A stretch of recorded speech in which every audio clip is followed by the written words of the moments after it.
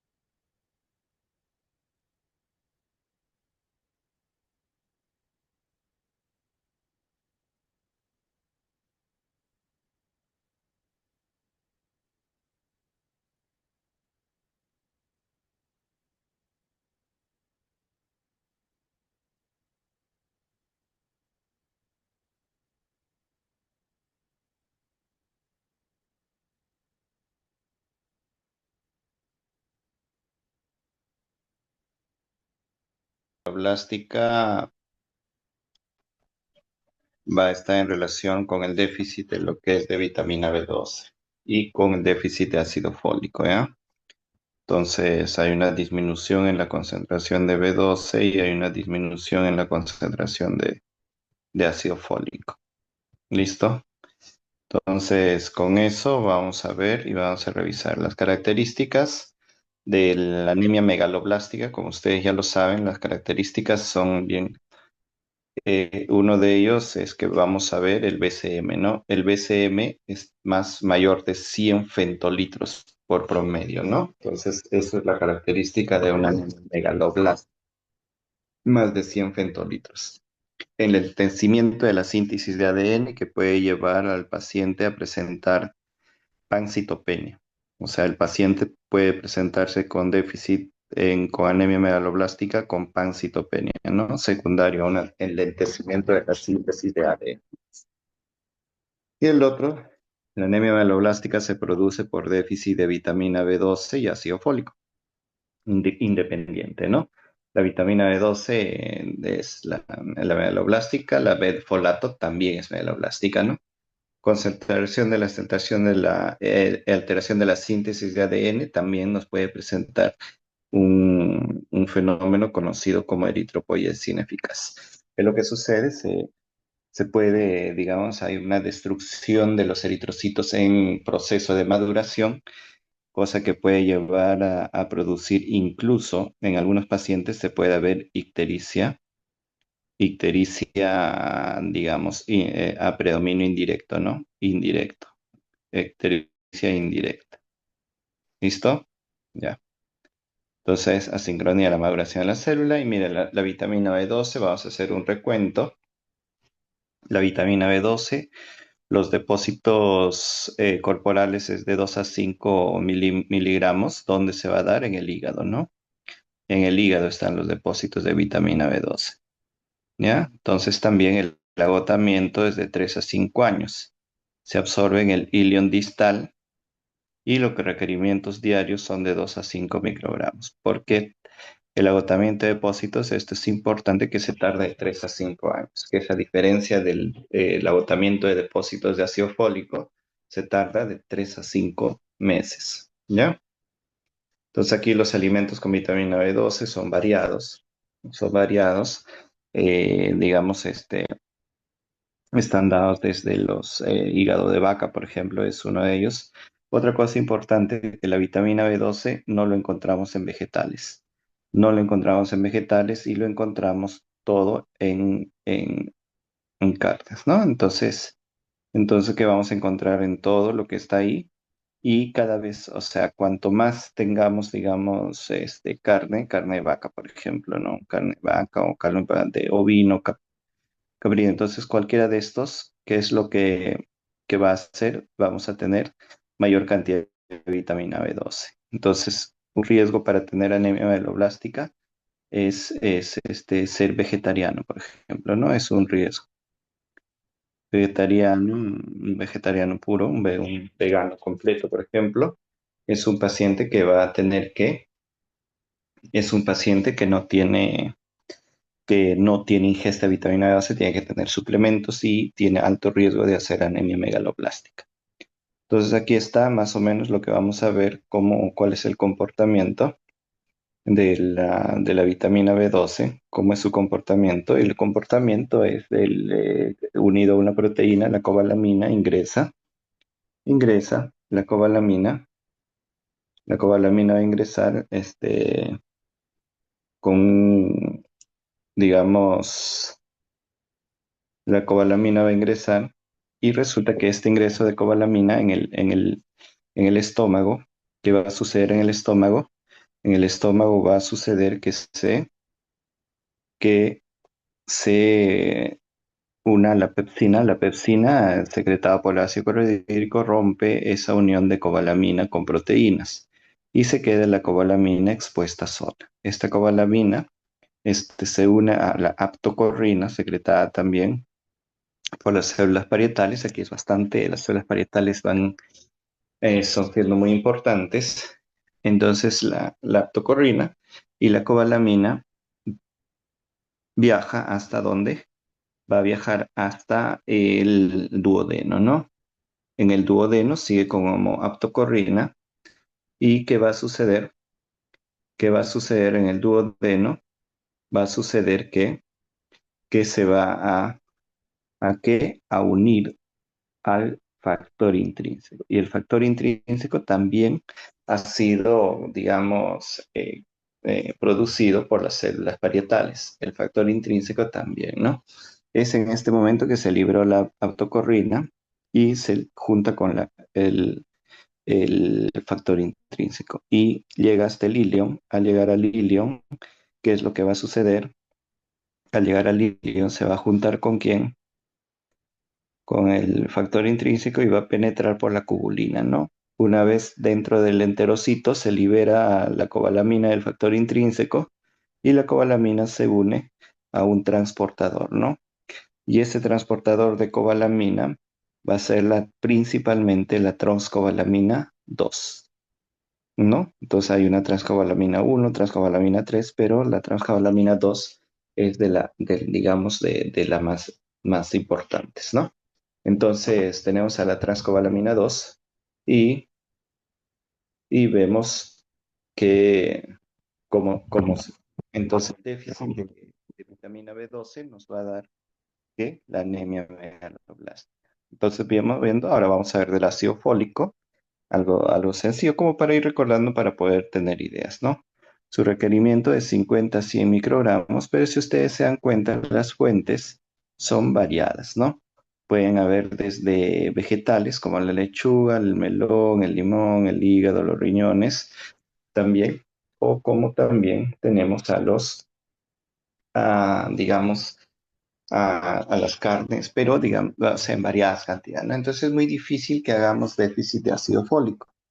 El depósito corporal es de 10 a 12 miligramos y donde también se va a dar en el hígado, ¿ya? Entonces, igualito de esta forma se da en el hígado, ¿ya? Y su agotamiento es de 3 a 5 meses, igual el otro es de 3 años a 5 años, ¿no? De 3 a 4 meses nada más.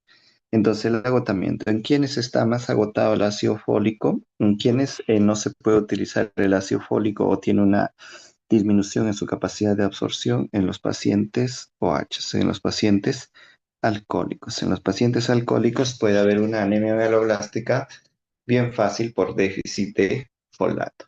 ¿Dónde se absorbe? En el yeyuno. ¿Dónde se absorbe? En el yeyuno, ¿no? Intestino delgado proximal. La patología es por ingesta deficiente, no más que por déficit de absorción.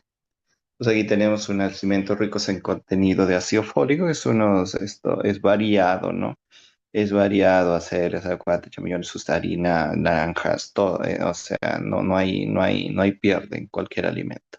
Entonces aquí vamos a tener también un poquito de cómo el folato se absorbe, cómo el folato se va a absorber. Aquí ingresa el folato el folato ingresa, el folato va a ingresar y a su ingreso del folato, ¿qué es lo que va a suceder? Va a pasar el ácido fólico y como folato va a ingresar hasta el yeyuno y en el yeyuno digamos, a absorberse, ¿no? Se va a absorber y se va a absorber en una forma monoglutámica, como 5-metil-tetrahidrofolato. Entonces, este 5-metil-tetrahidrofolato en su forma monoglutámica se une a la albúmina, se une a la albúmina que es su, digamos, su proteína transportadora, su proteína transportadora. Entonces, y se van hacia dónde? Hacia el hígado. Se van hacia el hígado. Y es en el hígado donde se va a qué? Se va a almacenar. En el hígado se va a almacenar. Ya, esto es súper importante que ustedes lo tomen en cuenta. La deficiencia es de 3 a 5 meses. A 3 a 5 meses. ¿En quiénes se da más? En pacientes OH, alcohólicos. ¿Ya? OH alcohólicos. Entonces, esto es una imagen de cómo se absorbe aquí del lumen intestinal. Miren, del lumen intestinal se absorbe, digamos, eh, el folato. El folato se va a absorber en el yeyuno como monoglutamato, como monoglutamato, 5-metil-tetrahidroglutámico. Y la circulación mesentérica va a pasar acá, ¿no? Entonces, como glutamato. ¿Listo?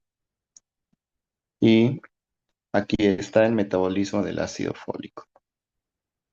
Entonces, el metabolismo y su relación con la vitamina B2 y su relación con la vitamina B2.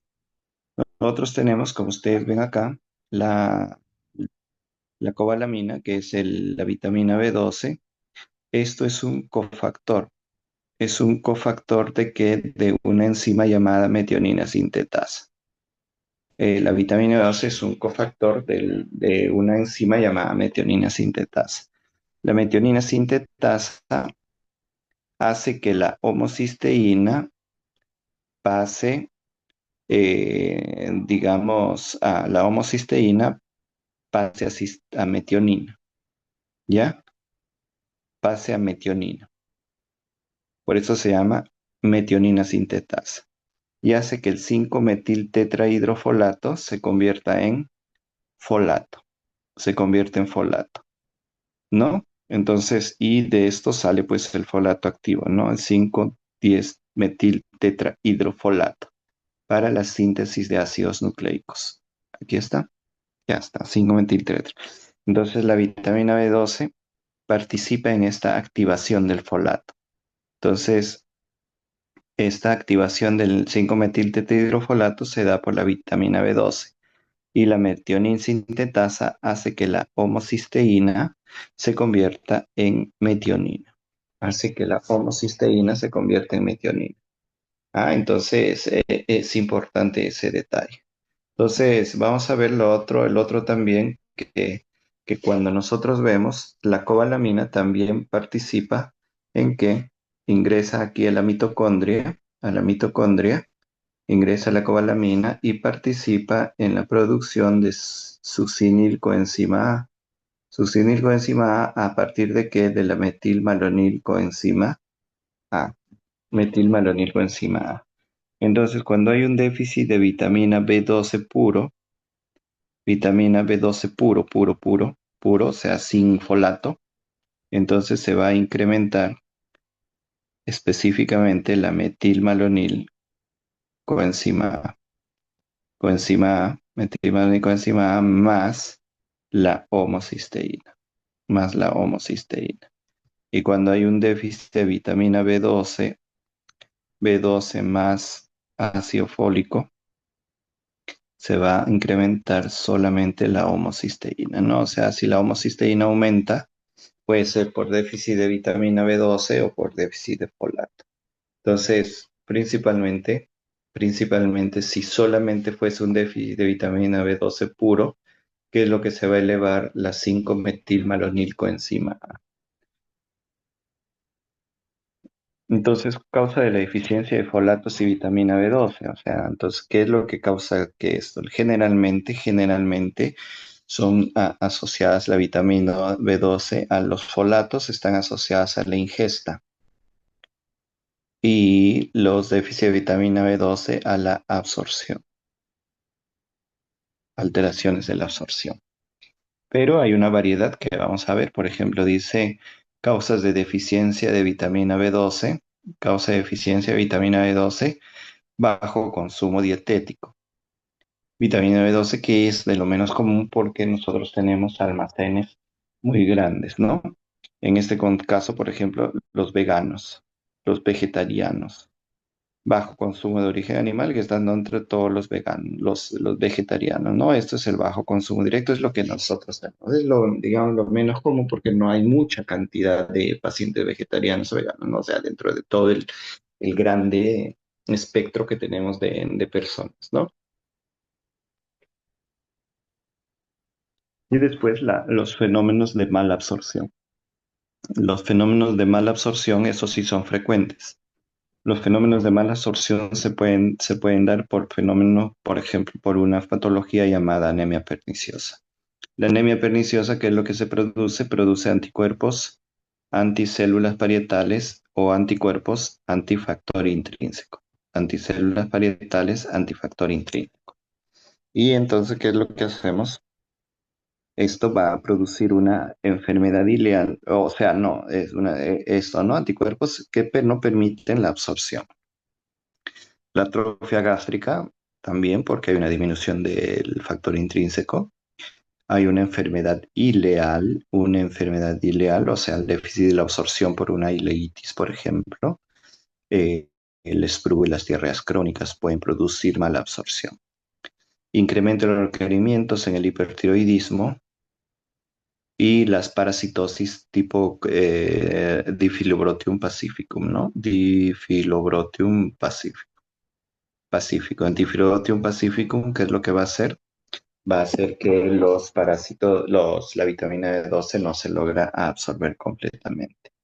Entonces, las causas de déficit de folatos, ya les dije, predomina el bajo consumo.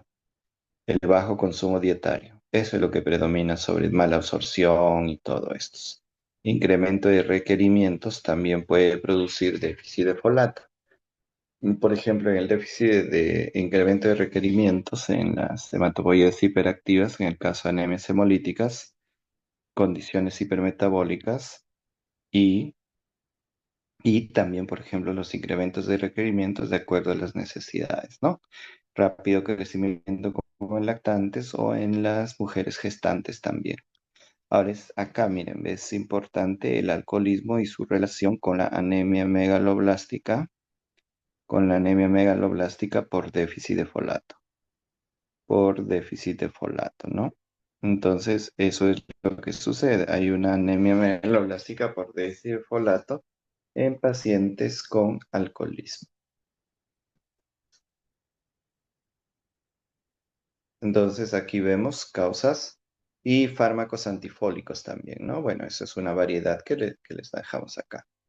Entonces, ¿qué es lo que sucede cuando hay déficit de B12 y de folato? Va a suceder una anemia megaloblástica. ¿Y por qué se caracteriza la anemia megaloblástica? Porque por una de sus características es tener el BCM mayor de 100, ¿ya? Un BCM mayor de 100. Puede también la anemia megaloblástica venir con qué? Con pancitopenia, ¿no? Y puede tener todas las características de un síndrome anémico en sí, ¿no? Puede venir con BCM más de 100, puede venir con pancitopenia, no puede, viene, ¿no? Puede venir también con neutrófilos, también eso se ve frecuente, neutrófilos polisegmentados. La anemia meloblástica puede ver con neuropatías periféricas. También puede venir la anemia meloblástica con demencias, ¿no? Lo que llamamos la demencia o locura megaloblástica, demencia megaloblástica. ¿Listo? Vamos, el siguiente. También, ¿qué es lo que sucede si hay déficit de folato? Embarazos de mala evolución o de partos prematuros, ¿no? Partos prematuros, esto sí, embarazos bajos pesos al nacer. Y después también vamos a ver que puede haber defectos en el cierre del tubo neural. Por ejemplo, espina bífida abierta y encefalocele, déficit de cierre tubo neural, que significa que por eso es que en las gestantes, ¿qué es lo que se recomienda? En las gestantes se recomienda el uso de ácido fólico durante todo el embarazo, suplementos de ácido fólico. ¿Listo? Listo. Entonces, vemos acá las manifestaciones neurológicas, ya les dije, y las manifestaciones neurológicas van desde manifestación motor y sensitivo, motor y sensitivo, motor y sensitivo por compromiso de los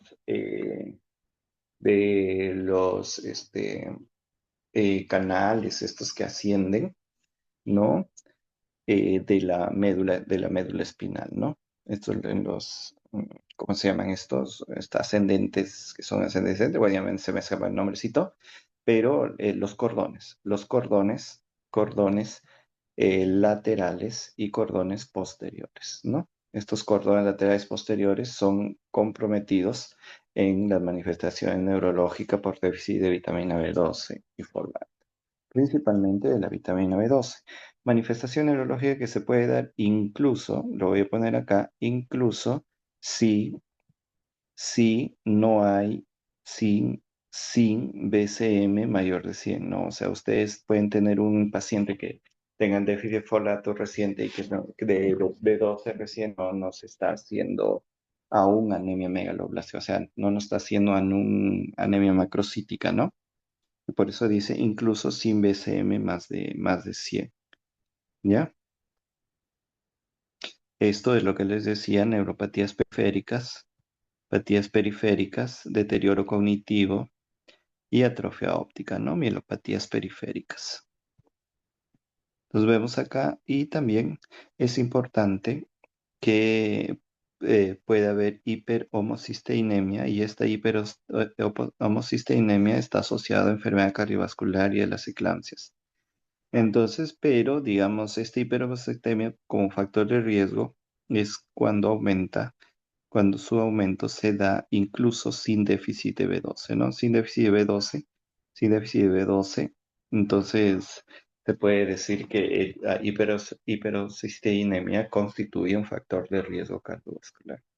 Trastornos derivados del ácido folato, del ácido fólico puro, puro, puro, puro, puro, en la anemia meloblástica, ya les dije, ¿no? La anemia meloblástica es una suerte de anemia macrocítica, ¿no? De anemia macrocítica.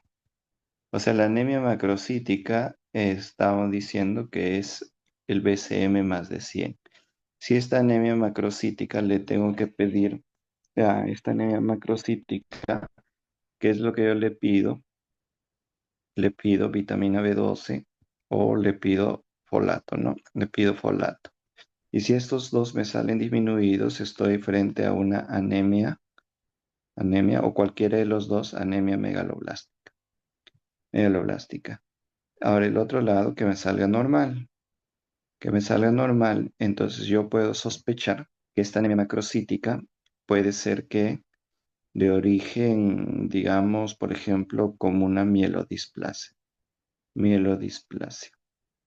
Ahora, ¿solamente las anemias macrocíticas son megaloblásticas o mielodisplásicas? No, las anemias macrocíticas también pueden ser secundarias a hipotiroidismo y secundarias al alcoholismo crónico, ¿no? O H crónico.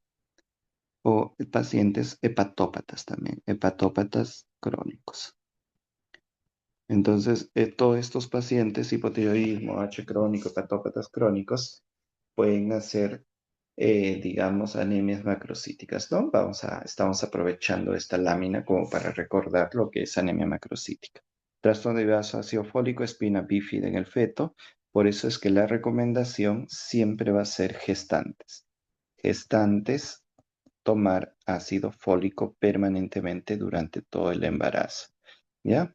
Porque se forma espina bífida, labio leporino, fisura palatina, ¿ves? Deformaciones craneofaciales, defectos en el tubo neural, todos estos se evitan fácilmente cuando nosotros damos suplementos de folato durante la gestación. La clínica de la anemia megaloblástica, ya les dije, la clínica es del síndrome anémico en general, ¿no? O sea, debilidad, sensación de debilidad, fatiga, cansancio, taquicardia, palpitaciones, ¿no? Pero hay algunas características que la anemia meloblástica les da diferentes, ¿no? Por ejemplo, les puede dar una glositis, que no es muy común en otros. Puede darle disnea de esfuerzo, palpitaciones, somnolencia, cansancio, debilidad. Esto es propio de una, ¿no? Puede haber diarrea, puede haber diarrea, parestesias, ¿ve? Ya les dije, neuropatías periféricas y en signos la lengua lisa y brillante, depapilada. Depapilada es muy propio de qué? Es muy propio de las anemias megaloblásticas. Después vamos a ver alteraciones en la sensibilidad y una marcha atáxica, ¿no? Entonces, esto es la que se da por alteraciones en los cordones laterales y posteriores, ¿no? Trastornos neurológicos, aquí está lo que les digo. Y ese fenómeno que se da en las anemias meloblásticas se le conoce como polineuropatías. Y el fenómeno que te digo del compromiso de los cordones posteriores y laterales, esa desmielinización, eso se le llama degeneración combinada subaguda medular. Entonces, y esto les produce parestesias y alteración de la sensibilidad, o sea, caminan y ataxia, ¿no? Ataxia espástica. Caminan, pues parece, ampliando la base de sustentación, amplían la base de sustentación y comienzan a caminar, digamos, ¿no? Incluso disminuyen su sensibilidad vibratoria, ¿ya?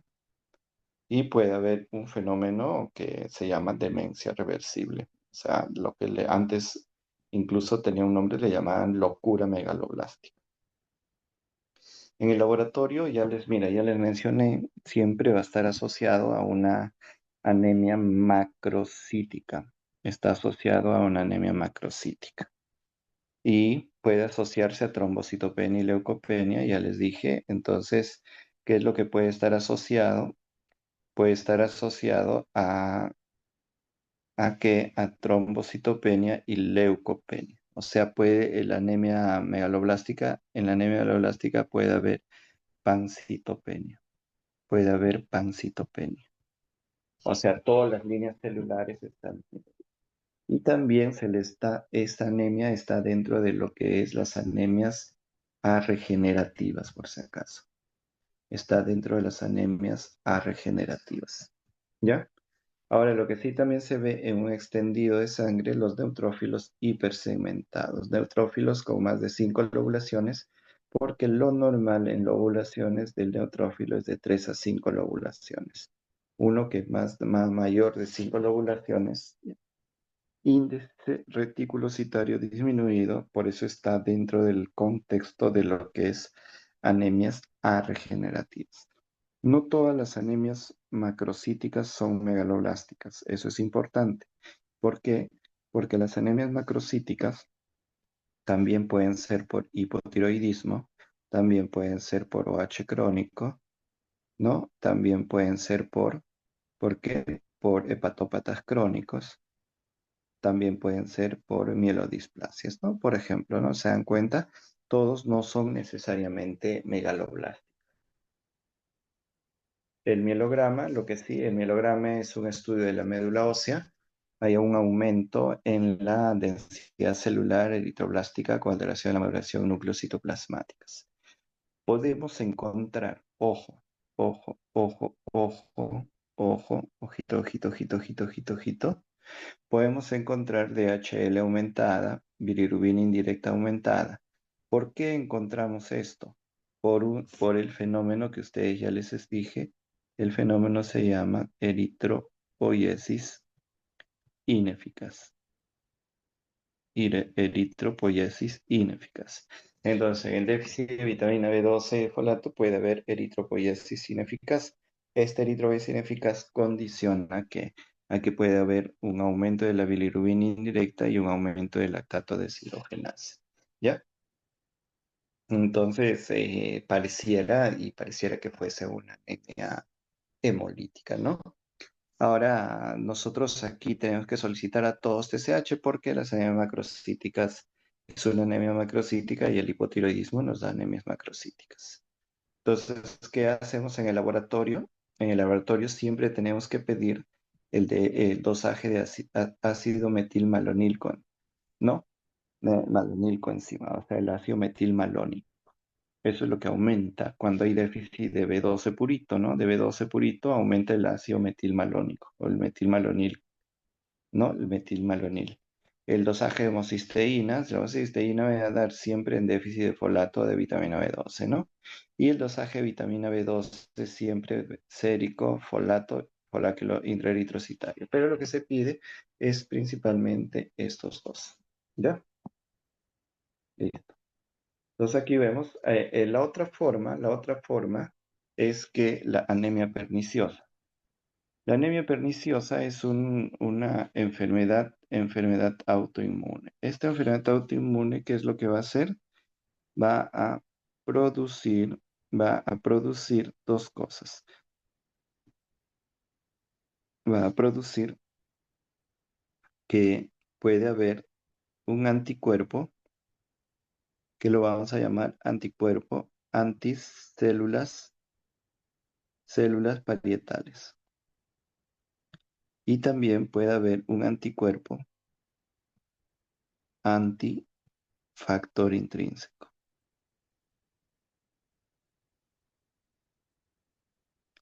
Entonces, este anticuerpo anticélulas parietales o antifactor intrínseco, puede haber uno de los dos o pueden estar los dos también. Un segundo, por favor.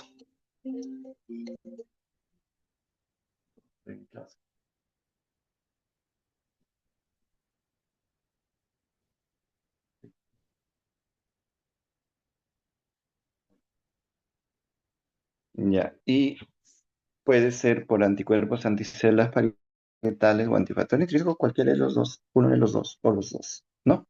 Estos que hacen producen una alteración en la absorción, una alteración en la absorción. ¿Ya? Listo. La atrofia gástrica de origen autoinmune a clorhidria asociada a otras enfermedades autoinmunes, ¿no? ¿Qué enfermedad autoinmune está asociada a la anemia megaloblástica? Está asociada al hipotiroidismo.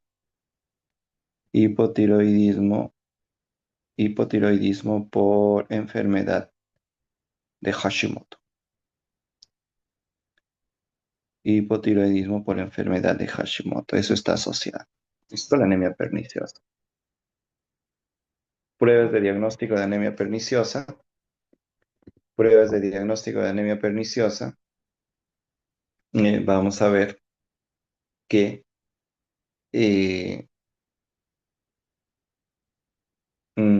ya tenemos la endoscopia alta, una endoscopia alta. Vamos a ver endoscopia alta. Vamos a ver anticuerpos antifactor intrínseco. Tenemos que pedir anticuerpos anticélulas parietales. ¿Esto es para qué? Para descartar anemia perniciosa. Esto es para descartar anemia perniciosa. ¿Ya?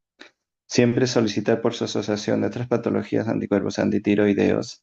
Esto es peroxidasa tiroidea, ¿no? Por ejemplo, y anticuerpos antibúsculo liso para hepatitis autoinmune.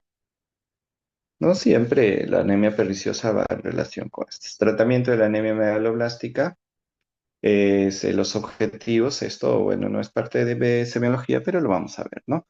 Prevenir las complicaciones graves como la insuficiencia cardíaca, la hipocalemia, minimizar y lograr la curación, ¿no? O sea, el tratamiento, el objetivo es la idea de restituir, ¿no? De restituir las alteraciones. A veces es muy difícil el tratamiento. El tratamiento con la anemia megaloblastica es con sustitución con vitamina B12 a 1000 microgramos. 1000 microgramos, ¿no? 1000 microgramos generalmente es de intramuscular. 1000 microgramos intramuscular. ¿Ya? Entonces, y esto se pone a la semana, una diario, diario, diario por una semana, diario por una semana. Después se pone eh, semanal, semanal, microgramos por un mes y se pone mensual toda la vida, ¿no? Toda la vida. Cuando tenemos anemias megaloblásticas, ¿ya? El tratamiento, ya le dije aquí está, 1000 microgramos. 1000 microgramos intramuscular diario, 1000 microgramos semanal por 4 semanas y luego 1000 microgramos por mes, ¿no? Hasta pues al final de nuestros días, ¿no? Por ejemplo, esta vitamina B12, este esquema se da, por ejemplo, en anemia perniciosa, ¿no? En anemia perniciosa. Ustedes pueden decir, ¿no? Por ejemplo, si es vegano, pueden decir, cambia, que no sea vegano, ¿no? Entonces, rápidamente también vas a mejorar, ¿no? Pero en el sentido de que no, de que son veganos y han hecho y no quieren cambiar su dieta, pueden darle en este sistema, ¿no? 5 mg al día durante aproximadamente 4 meses el folato, ¿no? A veces el folato, por ejemplo, en el hospital vienen de 0,5 mg, que es una nada, ¿no? Entonces, hay que darle 2 a 4 tabletas, ¿no? Y eso también te quedas corto.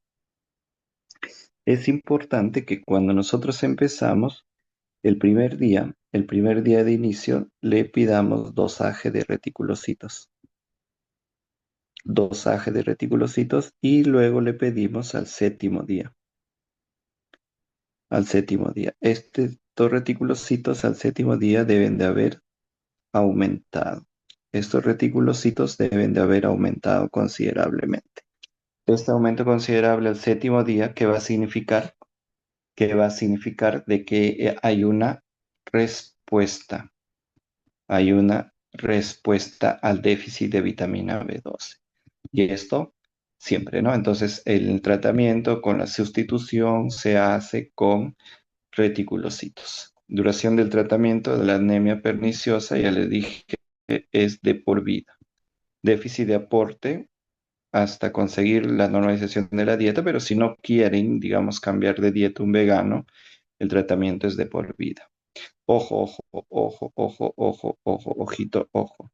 La hemoglobina se suele normalizar de 4 a 6 semanas de iniciado el tratamiento, ¿ya? Entonces, primero hasta el séptimo día, en el séptimo día, ¿qué es lo que va a suceder? Va a aumentar los reticulocitos. La hemoglobina subirá, pues si estaba en 7 a 7,2, 7,4, 5, ¿no? Y más o menos a la cuarta semana ya vamos a tener valores ascendentes de hemoglobina. ¿Ya? Esto es súper importante. Y cuidado, cuidado, cuidado, cuidado, esto siempre, que antes de iniciarse el tratamiento con folatos, debe asegurarse la existencia de niveles adecuados de vitamina B12. ¿Ya? El tratamiento con ácido fólico exclusivamente en los pacientes con deficiencia de B12 puede conducir a un empeoramiento de las manifestaciones neurológicas. Tratamiento con ácido fólico exclusivamente, o sea, si ustedes le dan ácido fólico nada más y no le dan B12, puede complicar las manifestaciones neurológicas. La deficiencia de folato se eleva los niveles de homocisteína en sangre, aumentándose el riesgo de enfermedades cardiovasculares. ¿Listo? Listo, ¿no? Entonces, falta de respuesta al tratamiento. Esto, ¿por qué? Porque hay un déficit de hierro asociado, déficit de tiamina, de deficiencia combinada de folato y vitamina B12. Quizás estamos dando solo vitamina B12 y no folato, hay que dar siempre folato y vitamina B12. Y está asociado a otras patologías, ¿no? Y eso es todo, los dos temas que nos hemos pactado para estos 2 días. Ahora, el curso es bien amplio, ¿no? Casi todo el curso nos pide hacer la escuela, ¿no? casi todo el curso nos pide hacerlo, ¿ya?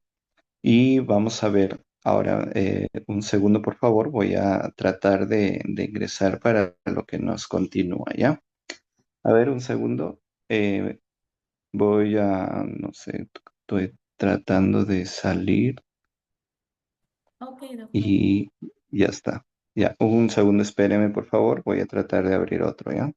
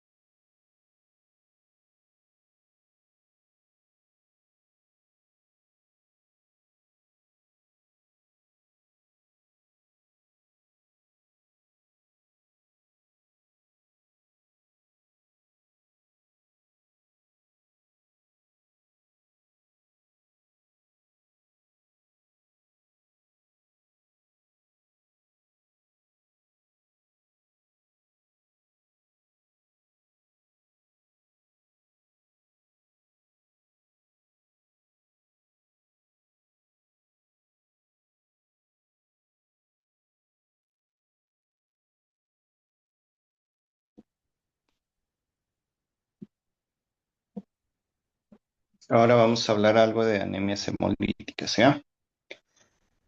Las anemias hemolíticas se producen por destrucción excesiva de los hematíes. Destrucción excesiva en, digamos, unos en el vaso o dentro del, esto, uno del vaso y el otro está en el vaso, que se llaman extracorpusculares, o dentro del vaso sanguíneo que se llama intravascular, ¿no? Intravascular, extravascular, ¿ya? Entonces, es un acortamiento en la sobrevida de los glóbulos rojos y son anemias regenerativas. ¿Qué significa que sean anemias regenerativas? Que son anemias, digamos, que van a hacer que un incremento de los reticulocitos, un incremento de los reticulocitos, ¿ya? Ya está.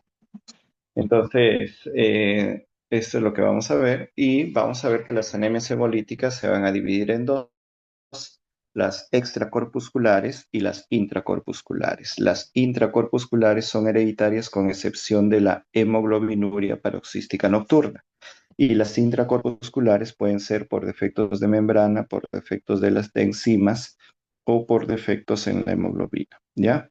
Entonces, estos son los tres, los intracorpusculares. Todas estas son hereditarias y la una intracorpuscular adquirida es el HPN, que es la hemoglobinuria paroxística nocturna. Las extracorpusculares pueden ser, todas son adquiridas y pueden ser inmunes como no inmunes. ¿Listo? Vamos a ver ahora. Entonces, las causas intracorpusculares ya les dije que son de tres tipos, ¿no? Por defectos de membrana, defectos de membrana, que es la adquirida, la hemoglobina paroxística nocturna, esto se llama HPN. HPN y las hereditarias, Y las hereditarias son tres. Los defectos de membrana hereditarias son tres y el más común es lo que vamos a conocer como esferocitosis hereditaria. La eliptocitosis y ovalocitosis es muy poco común, pero el más común es la esferocitosis hereditaria. Ahora, los defectos enzimáticos, el más común es el déficit de glucosa 6-fosfato deshidrogenasa. Poco común, piruvato quinasa, glutatión reductasa. Los defectos hemoglobínicos. Hay dos defectos hemoglobínicos. La talasemia y las hemoglobinopatías estructurales. La talasemia es porque hay una deficiencia. Hay una deficiencia de alfa o de beta. Y las hemoglobinopatías estructurales, hay un cambio en la característica, ¿no? De las hemoglobinas. Las causas extracorpusculares también lo vamos a llamar inmunes y no inmunes. Los inmunes tenemos dos, las anemias hemolíticas autoinmunes y estos que pueden ser primarias o que pueden ser secundarias. ¿Ya? La anemia hemolítica autoinmune primaria es la autoinmune, la que no tiene ninguna causa que lo asocie, ¿no? Anemias hemolíticas secundarias son múltiples. En cambio, en las no inmunes pueden ser mecánica, de causa mecánica, por ejemplo, la causa mecánica de las anemias no inmunes, en esto también está el CID, la coagulación intravascular diseminada, y también va a estar la trombocitopenia, trombocitopenia, digamos, eh, hay una trombocitopenia que va a estar asociado a un no inmune en forma mecánica, ¿no? Y se me escapa el nombrecito, pero vamos a recordarnos. Agentes infecciosos, químicos, físicos, venenos y entre otros, mira, son las causas extracorpusculares no inmunes. Entonces aquí vamos a ver un poquito de la anemia hemolítica, ¿no? La localización. Entonces, si se localiza, por ejemplo, si es intravascular o extravascular, ¿dónde se va a destruir? Y cuando hablamos de extravascular, estamos hablando de que se destruye en el vaso.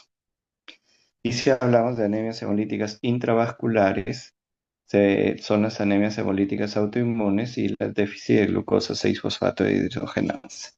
De acuerdo a las anemias hemolíticas, a su presentación clínica pueden ser agudas o pueden ser crónicas también. Entonces, ¿qué decimos o cómo tenemos digamos, algunas cosas que nosotros tenemos que tomar en cuenta, ¿no? Que es la hemólisis compensada. ¿Qué significa una hemólisis compensada? Hay una buena respuesta medular. El hematocrito y la hemoglobina se mantienen en valores normales. Una hemólisis descompensada y una gran destrucción de glóbulos rojos sobrepasa la capacidad de la médula ósea y el paciente presenta anemia. Parcialmente compensada, no hay necesidad de requerir transfusiones, ¿no? Parcialmente compensada.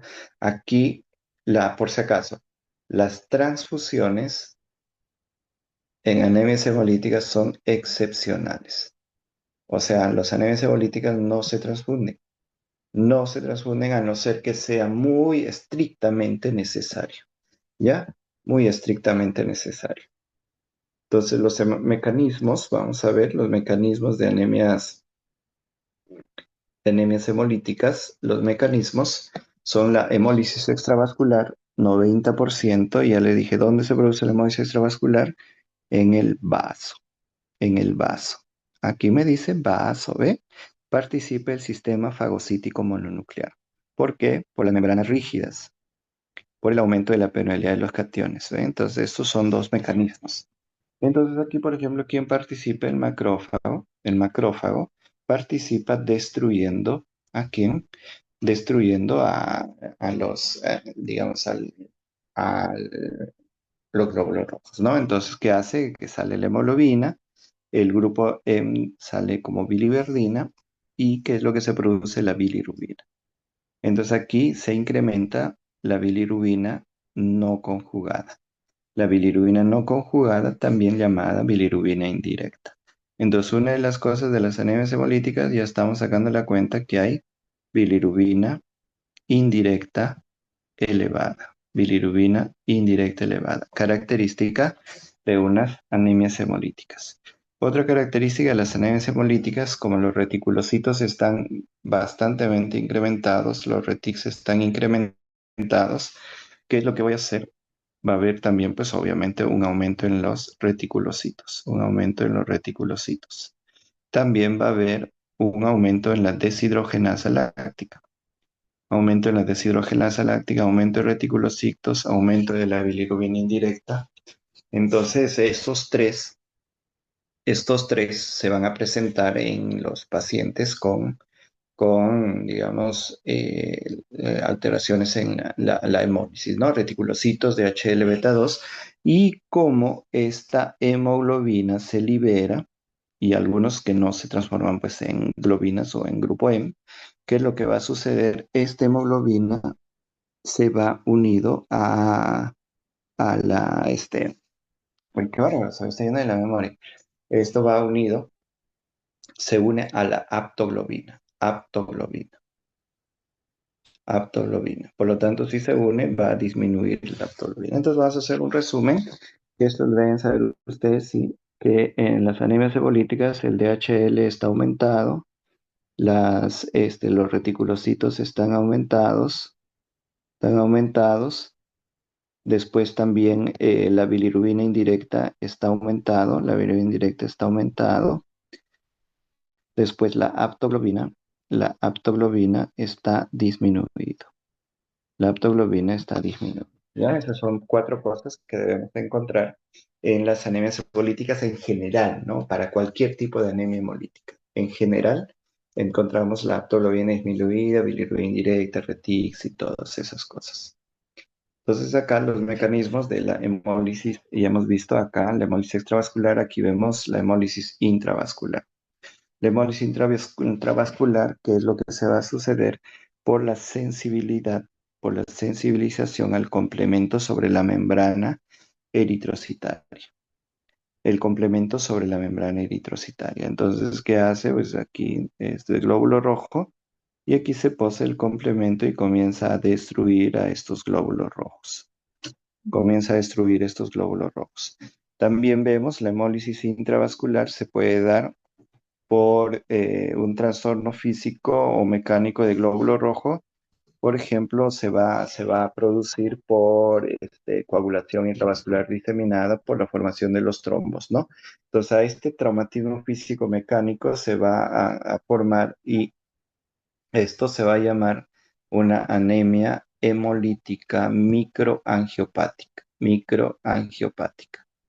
Anemia hemolítica microangiopática. Presencia de sustancias solubles en el medio ambiente eritrocitario. ¿Ves los mecanismos de hemólisis intravascular? Entonces, dos cosas. El extravascular se va hacia morir las plaquetas en el vaso, ¿no? Y en el intravascular por efecto del complemento. Por efecto del complemento. ¿Listo? Listo.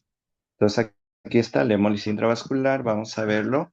Entonces, la hemoglobina libre en sangre. ¿Por qué? Porque aquí no hay vaso, no, la hemoglobina se libera. Se libera, pues hay la hemoglobina, la aptoglobina, obviamente va a disminuir, ¿no?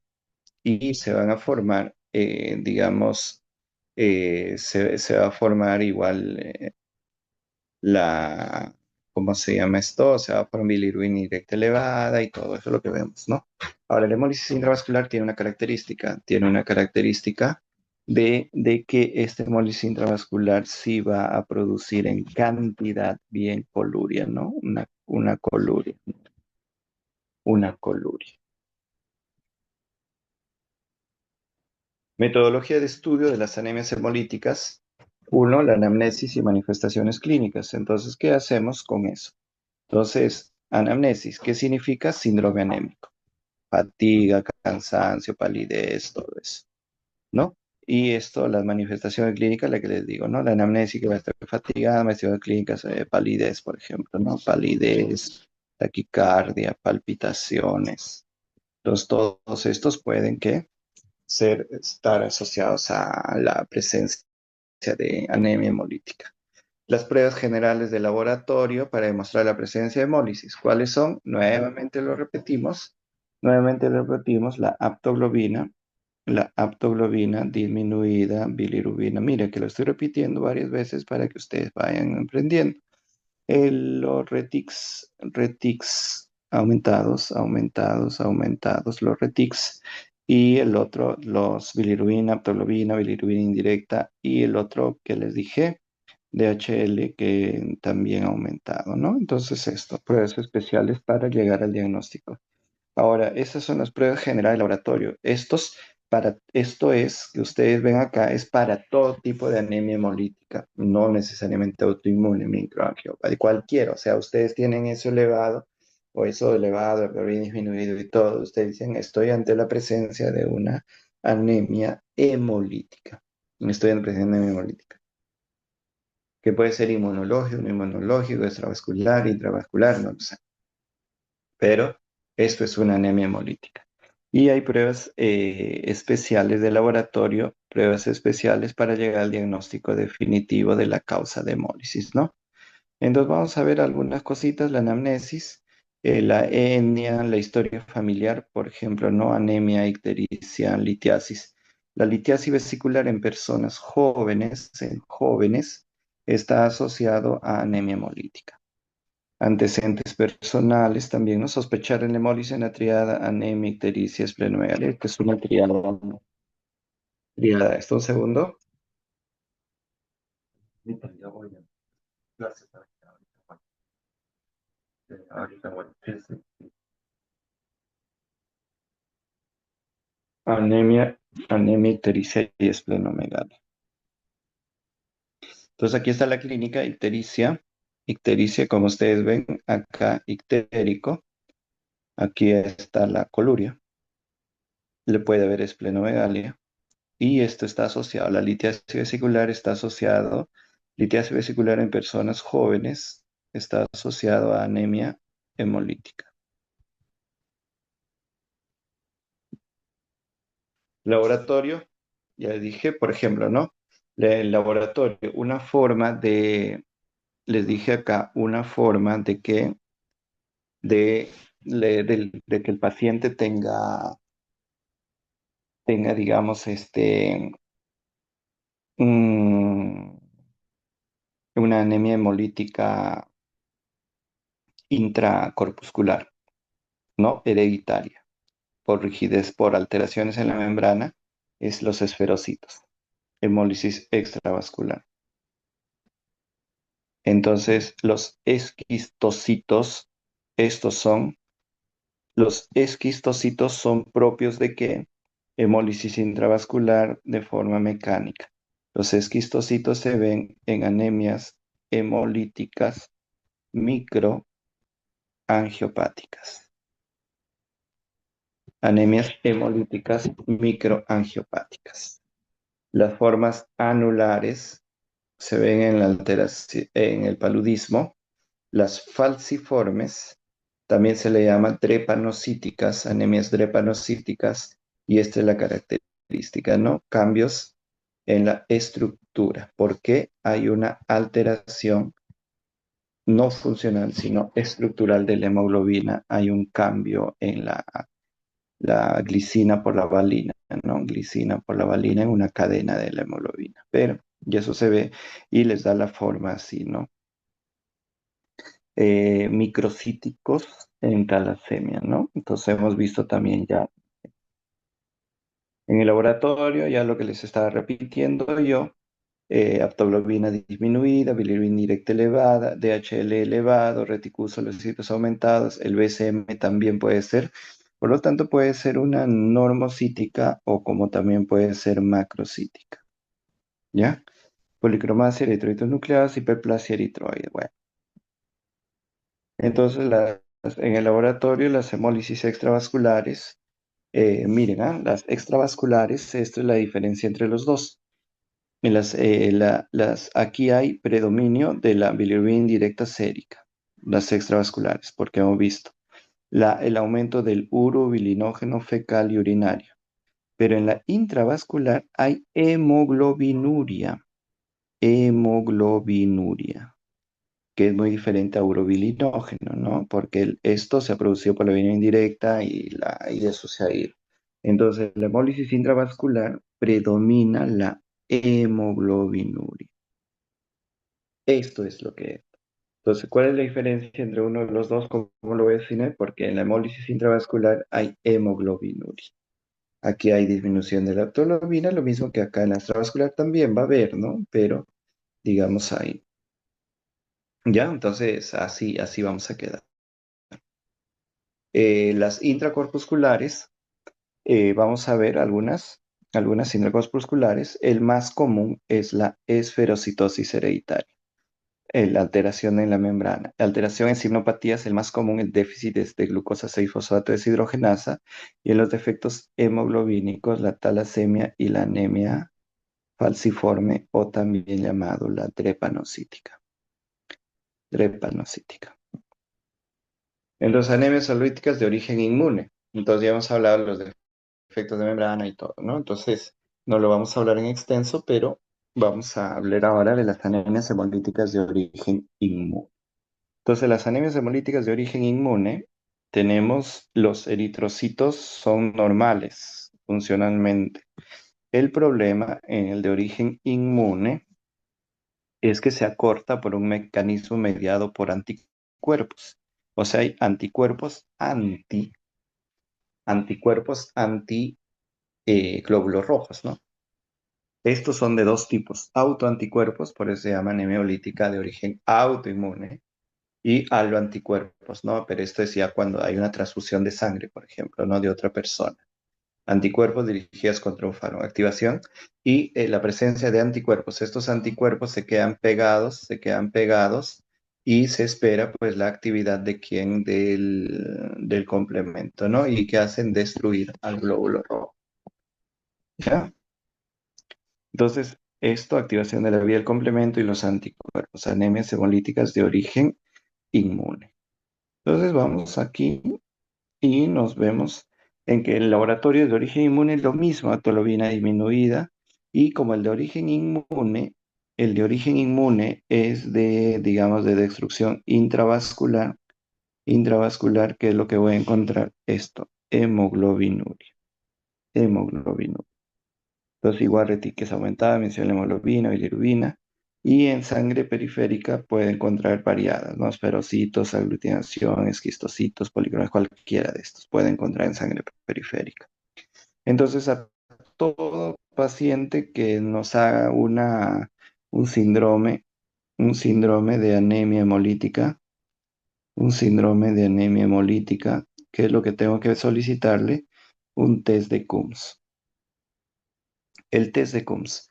Nosotros tenemos dos tipos de test de Coombs, el test de Coombs directo y el test de Coombs indirecto. El test de Coombs directo, ¿qué es lo que nos va a medir? Nos va a evaluar cuántos autoanticuerpos están o complementos están en la pared del hematía, en la pared del hematía. Y cuando le ponemos ahí el suero de Coombs antiglobulinas, que el test es positivo si se aglutina. Entonces, el cruce directo, si nos dice que hay esto, entonces hay presencia de autoanticuerpos adheridos a la pared del eritrocito, ¿ya? Entonces, ese es el test de Coombs directo. Vamos a ver el test de Coombs indirecto. El test de Coombs indirecto es el que va a evaluar anticuerpos en el suero del paciente. Eso tómenlo en cuenta, ¿ya? Entonces, evaluamos el test de Coombs en el suero del paciente, ¿ya? Eso es lo que se evalúa en el indirecto. Entonces, síndrome de hemólisis más Coombs positivo, anemia hemolítica inmune. Dos interrogantes. Bueno, puede ser primario o secundario, ya, pero bueno, la anemia hemolítica inmune o autoinmune se pregunta, ¿no? ¿Cuál es el anticuerpo involucrado? ¿Es anticuerpos calientes o anticuerpos calientes o anticuerpos fríos? ¿Cuál de los dos? Si es primaria o secundaria. El CUMS es altamente sensible y relativamente específico. ¿Ya? Entonces, eso es lo que nos dice, ¿no? Simplemente es una anemia hemolítica inmune, que puede ser primario o que puede ser secundario. Entonces, de ahí se pregunta, ¿cuál es el anticuerpo comprometido? ¿Primario o secundario? Entonces, específico para la porción FC de la inmunocomponente del C3D del complemento. Entonces, ¿cuál está comprometido? IgG, IgM. Si está comprometido IgG, está relacionado a anticuerpos calientes. Y si está asociado a IgM, está relacionado a anticuerpos fríos. Entonces, tenemos anticuerpos calientes o anticuerpos fríos. ¿Ya? Entonces, si tenemos anticuerpos calientes y anticuerpos fríos, ¿es por qué? Porque reacciona a 37 grados y detectada a título en frío, ¿no? Y aglutinación a bajas temperaturas a 4 grados. Hemólisis extravascular y predominantemente en el vaso, los anticuerpos calientes. Y el anticuerpo caliente está relacionado a IgG y anticuerpos fríos está relacionado a IgM. Ojito, ojito. Algoritmo diagnóstico, bueno, ya esto lo dejamos porque es un poco complejo, pero para aprender después, ¿no? Anemia hemolíticas autoinmunes, ya les dije, está separada por dos, anticuerpos calientes y anticuerpos fríos. Anticuerpos calientes puede ser primaria o puede ser secundaria. Puede ser secundaria, trastornos linfoproliferativos, neoplasias, colagenopatías, trastornos de infecciones virales. Y anticuerpos, y si no, a autoinmune es primario, o sea, que su mismo cuerpo está destruyendo, ¿no? Y anticuerpos fríos, IgM principalmente, puede ser primario o puede ser secundario. Infecciones crónicas linfoproliferativas, ¿no? O sea, las linfoproliferativas puede estar tanto en anticuerpos calientes como en anticuerpos fríos. Y la hemoglobinuria paroxística nocturna, que es una, digamos, una membranopatía adquirida, ¿no? Adquirida. ¿Ya? Si se sospecha que es secundaria esta anemia hemolítica, le pedimos todo, la exposición a drogas, vacunación, signos de enfermedades inmunes, historias de infección, el examen físico, todo esto si se sospechamos que es secundaria. Una vez que secundaria nos sale negativo, todo decimos que es primaria, ¿no? Como una exclusión de todo. ¿Ya? Listo. Listo por hoy. Trastorno de la hemostasia lo vemos la siguiente clase. Ahora lo que sí quería comentarles que el doctor Chilón me estuvo comentando de que ustedes tienen simulación, creo, ¿no? Ustedes, los de tercero, creo, tienen simulación. Ustedes están en tercero, pues no. Los de tercero que están llevando más, no sé, están en simulación. A ver, alguien que me conteste, por favor. Porque el doctor Chilón me ha pedido que cambiemos la clase de martes, lo cambiemos para miércoles. Doctor, exactamente de qué curso dijo. Ustedes, pues, semiología. Doctor, creo que es porque tenemos Sí. examen el día martes. Ah, sí. Ah, ya. Ah, por eso es que lo quieren cambiar para el miércoles. Sea muy bien. Entonces, ya, pues eso vamos a hacerlo. Vamos a cambiar para el día miércoles. Y si en todo caso ustedes no pueden miércoles todo, igual lo haremos por virtual, pues, ¿no? Que ya no es mucho lo que nos falta. Entonces, sí, nos falta bastante, pero vamos a tener que avanzar, pues. ¿Ya? Entonces, vemos pues, vemos en el camino, ¿ya? ¿Cómo vamos a Perfecto. hacer? Y el día miércoles, Dios mediante, vamos a tener clases, pues, el miércoles. Vamos a tener Está clase. bien, muchas gracias. Ya, entonces el día miércoles ya yo coordino con la delegada para tener clase. Por la tarde, miércoles están libres, ¿no? Supongo. Sí, doctor. Ya, pues sí, porque el doctor Chilo me dijo que estaban libres y que ustedes podían pasar al miércoles, que debe ser seguro por sus exámenes, o en su defecto, no sé, ¿no? Pero el detalle que ya lo hemos tenido que cambiar, ¿no? Los Doctor, que están. aunque creo que el miércoles tenemos talleres, creo, no sé, sería cuestión de que lo coordine con la delegada. Ya por eso, pues me avisan, pues, porque el doctor Chilo me dijo, ya páselo para el miércoles, ya normal, yo lo pasé. Pero después, si es que ya no podrán, tenemos que hacerlo casi todo virtual, pues. Si ya no se puede, ¿no? O sea, si ya se complica todo, tendremos que seguir virtual, virtual, hasta terminarlo, ¿no? Porque ustedes llevan casi toda la parte de mato conmigo. Entonces, yo coordino con la delegada. Si ya no es posible, igual me pasan la voz y coordino un día para poder seguir avanzando en nuestro curso. ¿Ya? Doc, Sí, pues. los miércoles nosotros tenemos en la tarde talleres, o sea, solo tendríamos en las mañanas libre. Ay, qué problema, ¿ves? Si yo no tengo libre, pues los miércoles. Quizás el próximo miércoles creo que sí tengo libre, pero no, no sé, pues no, ya se complicó todo. Pero, Porque mm, nosotros nos toca, creo, Mato, los domingos en la mañana. está los domingos. Ya, pues si no los Sí, domingos, igual lo hacemos virtual, pues para no estar yendo domingo a la universidad. ¿Ya? Entonces ya nos faltarán unos 2 domingos más o 3 domingos más porque es un poco largo, ¿no? Todo el curso. No sé por qué han puesto de mato como semio todo el curso de mato. Todo el curso de mato se hace. Pero bueno, ya. Ya, chicos, entonces nos veremos. Pues coordino yo con la delegada del día, entonces. está bien, ¿Ya? doctor. Ya, entonces con la delegada, que creo la delegada no está. Delegada, Doctor, ¿está? yo le estoy hablando. Ah, ya. Sí, Entonces, doctor. Melanie, tú eres la Sí, delegada. Ya, sí. entonces contigo coordino, pues. Coordino los días, vemos a ver qué día estamos más o menos. Y si lo hacemos presencial, fenomenal. Y si no es posible, lo haremos virtual. Y avanzamos, ¿ya? Listo. Nos vemos. Chao. Hasta luego, Chao. doctor. Gracias. Chao, chao.